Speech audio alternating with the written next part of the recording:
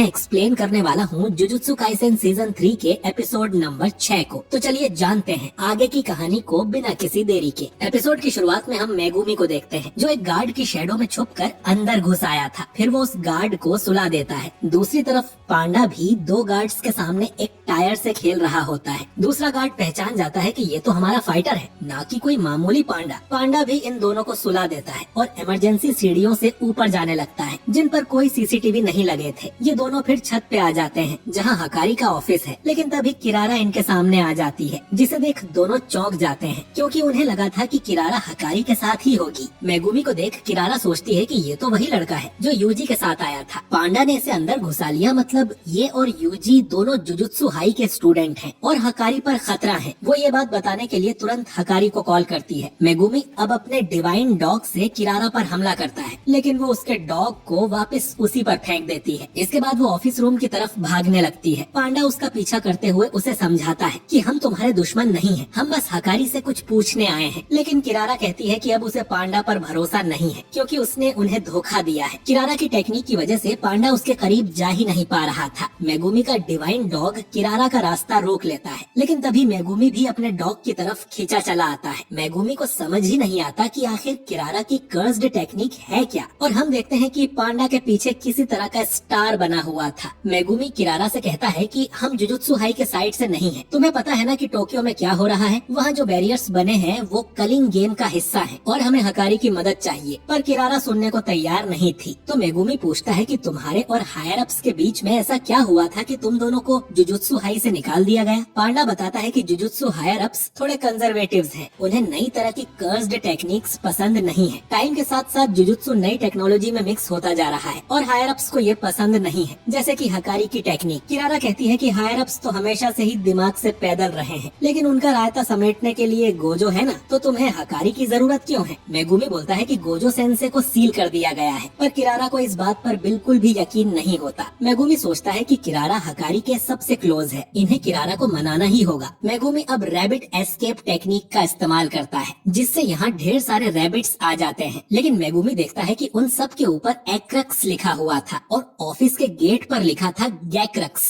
Megumi के rabbits पूरी तरह से फेल हो जाते हैं। किरारा सोचती है कि वो अपनी कर्स्ड टेक्निक से शिकिगामी को भी मार्क कर सकती है और ये रैबिट्स भी उसके डॉग की तरह मेगुमी से जाके चिपक जाएंगे और मेगुमी को कुचल देंगे। लेकिन मेगुमी तभी सारे रैबिट्स को गायब कर देता है और फिर पांडा से पूछता है कि उसकी रैबिट टेक्निक कैसी थी। पांडा बोलता है कि एकदम मस्त, बहुत क्यूट रैबिट्स थे, लेकिन मुझसे कम क्यूट। मेगुमी बोलता है कि मेरा मतलब कौन कौन सी जगह वो नहीं जा पा रहे थे। तो पांडा कहता है कि किरारा और ऑफिस रूम। देखते हैं कि पांडा के ऊपर भी इमाई लिखा हुआ है और मेगुमी को भी अपने ऊपर एक्रेक्स लिखा मिलता है। मेगुमी समझ जाता है कि किरारा की टेक्निक तारा मंडल से कनेक्टेड है। वो जरूर साउदर्न क्रॉस नामक तारा मंडल का इस्तेमाल कर रही है, जो सुन किरारा चौंक जाती है और मेगुमी को पता लग जाता है कि उसका तुक्का सही है। किरारा को टेंशन हो जाती है कि अगर मेगुमी को पता लग गया कि उसकी टेक्निक कैसे काम करती है तो वो ऑफिस रूम तक पहुँच जाएगा, पर वो उन्हें रोक के रहेगी। मेगुमी अपनी बहन सुमिकी का शुक्रिया करता है क्योंकि बचपन में उसी ने मेगुमी को साउदर्न क्रॉस के बारे में बताया था। ये सबसे छोटा तारा मंडल होता है और इसमें 4 स्टार्स होते हैं और ये एक क्रॉस के शेप में होता है। किरारा ने चारों को अलग अलग स्टार के नाम दिए हैं, तो चारों को एक दूसरे से दूर रहना चाहिए, पर मेगुमी और पांडा एक दूसरे के करीब जा सकते हैं और किरारा भी ऑफिस डोर के करीब जा सकती है, पर वो दोनों किरारा या डोर के पास नहीं जा सकते। लेकिन किरारा चाहती तो दरवाजे के अंदर भी जा सकती थी, पर वो खुद भी बाहर ही खड़ी है। हो सकता है कि अंदर जाने का कोई फिक्स रास्ता हो। पांडा बोलता है कि शायद उनके बीच कोई 5वां स्टार है और उन्हें पहले उसके पास जाना होगा, फिर ही वो किरारा या डोर तक पहुंच पाएंगे। किरारा को चिंता होती है कि उन्हें उसकी टेक्निक पता न चल जाए, तो वो एक कार के ऊपर इमाई लिख देती है जिससे वो कार पांडा से जाके टकरा जाती है। पांडा उस कार को उठा के दूर फेंक देता है तो वो कार वापस से उसके मुंह पे आके लगती है। मेगुमी सोचता है कि किसी चीज पर स्टार लिखने के लिए किरारा को उसे छूना पड़ता होगा, लेकिन उसने मेगुमी को तो कभी छुआ ही नहीं, पर उसने मेगुमी के डिवाइन डॉग को छुआ था। यानी वो इंसान नहीं बल्कि सीधा कर्स्ड एनर्जी को मार्क कर सकती है। कार और डोर जैसी चीजों को मार्क करने के लिए पहले उनमें कोई कर्स्ड एनर्जी डाली गई होगी। वो कर्स्ड एनर्जी वाली दूसरी चीजें देखने लगता है और उसे एक पार्किंग स्पॉट दिख जाता है जिस पर मिमोसा लिखा हुआ था, यानी कि वही 5वां स्टार है। दोस्तों, किरारा की टेक्निक का नाम है लव रॉन्डेवू, जिसमें वो साउदर्न क्रॉस तारा मंडल का इस्तेमाल करती है। वो अपने टारगेट्स को 5 अलग अलग स्टार दे देती है। अगर वो 2 चीजों को सेम स्टार देती है तो वो आपस में चिपक जाएंगे। जैसे मेगुमी के शिकिगामी उससे चिपक रहे हैं। अब एक स्टार दूसरे स्टार के पास तभी जा सकता है जब वो एक फिक्स्ड रास्ते पर चले, और ये रास्ता है इन स्टार्स की पृथ्वी से दूरी। यानी मेगुमी को पहले मिमोसा को छूना होगा, तब जाके वो किरारा और ऑफिस के डोर तक पहुंच पाएगा। मेगुमी अब अपना एक रैबिट पांडा को देता है और पांडा उस रैबिट को पार्किंग स्टॉप की तरफ फेंकता है। यानी कि मेगुमी ने अब मिमोसा को छू लिया है। किरारा अब मेगुमी की तरफ भी कार फेंकने लगती है, लेकिन तभी किरारा के पीछे से डिवाइन डॉग आके उसे पकड़ लेता है। किरारा को याद आता है कि मेगुमी ने तो अपने डिवाइन डॉग को गायब किया ही नहीं था, उसने उसे एक दीवार के पीछे छुपा दिया था। और जैसे ही उसके और मेगुमी के बीच में किरारा आई, उसने डॉग को रिलीज कर दिया और डॉग अपने साथ किरारा को भी खींचते हुए मेगुमी तक ले आया। किरारा को अब मजबूरी में अपनी टेक्निक को बंद करना पड़ता है। मेगुमी किरारा का हाथ बांध देता है और बोलता है कि अब हमारी बात ध्यान से सुनो। किरारा पूछती है कि तुम्हें कैसे पता कि डॉग इसी तरफ आएगा, तुम भी तो उसकी तरफ खींचे जा सकते थे। मेगुमी बोलता है कि ये एक तुक्का था, लेकिन वो अब समझ गया है कि जिसके पास ज्यादा कर्स्ड एनर्जी होती है उसी की तरफ बाकी चीजें खींची चली आती हैं। पहले मेगुमी डॉग की तरफ खींचा चला गया था, लेकिन इस बार उसने अपनी कर्स्ड एनर्जी को बढ़ाकर डॉग को अपनी तरफ बुला लिया। मेगुमी का दिमाग देख किरारा उससे इम्प्रेस हो जाती है। मेगुमी अब उसे छोड़ देता है और बोलता है कि हमारे पास टाइम नहीं है, प्लीज हमारी बात सुन लो। किरारा अब मान जाती है, पर तभी यूजी ऑफिस का दरवाजा तोड़ते हुए बाहर आके गिरता है। उसे हकारी ने बाहर फेंका था। वो उसे एक और मुक्का मारता है और ये देख हैरान हो जाता है कि यूजी तो बचने की बिल्कुल भी कोशिश नहीं कर रहा और बोलता है कि तुम पागल हो क्या। यूजी मन में सोचता है कि उसे हकारी को खुद पर यकीन दिलाना ही होगा, इसीलिए वो ना तो पीछे हटेगा और ना ही पलटवार करेगा। ये देख हकारी उसकी बात सुनने को तैयार हो जाता है, लेकिन एक शर्त पे कि यूजी को अपने पैरों पर खड़ा रहना होगा। किरारा चिल्ला के बोलता है कि इन लोगों को तुम्हारी मदद चाहिए, पहले उनकी बात सुन लो। हकारी यूजी को एक और मुक्का मारता है, लेकिन यूजी वापस से उठ खड़ा होता है। हकारी पूछता है कि तुम्हें मुझसे ही क्यों मदद चाहिए, तो यूजी बोलता है कि मेरे सीनियर्स ने बताया है कि तुम स्ट्रांग हो। हकारी बोलता है कि मतलब तुम अपने साथ मेरी भी जान जोखिम में डालना चाहते हो, तुम मुझे अपनी गर्मी दिखाओ, तब जाके मैं तुम्हारी बात मानूंगा। प्रिंसिपल यागा ने इस साल कैसे लल्लुओं को भर्ती किया है। यूजी बोलता है कि मेरे अंदर कोई गर्मी नहीं है, मैं तो बस मशीन के अंदर लगा एक छोटा सा गियर यानी कॉग हूँ, वो मशीन जिसका इस्तेमाल सॉर्सरर करते हैं कर्सेस को मारने में। हकारी कहता है कि तुम तो बोरिंग हो और उसे एक जोरदार पंच मारता है, जिससे यूजी दूर जाके गिरता है। हकारी कहता है कि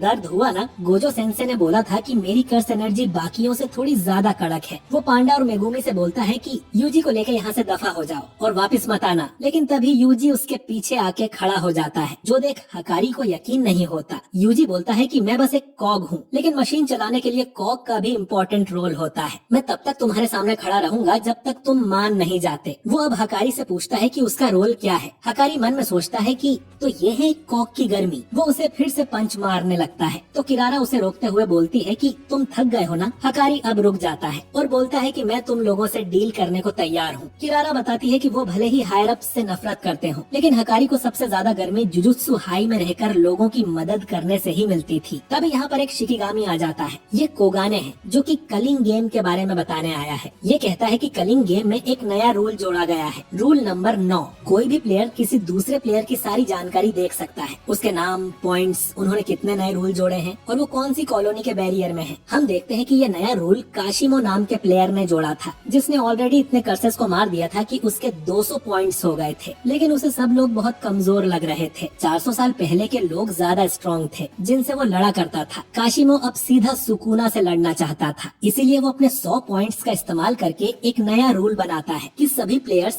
एक दूसरे की इन्फॉर्मेशन देख सकते हैं। और ये एपिसोड यहीं पर एंड हो जाता है। तो दोस्तों आई होप कि मैंने पूरे एपिसोड को अच्छे से एक्सप्लेन कर दिया है, खासकर किरारा की कर्स्ड टेक्निक को। अगर आपको कोई डाउट हो तो आप कमेंट करके पूछ सकते हैं। बाकी वीडियो अच्छा लगा हो तो इसे लाइक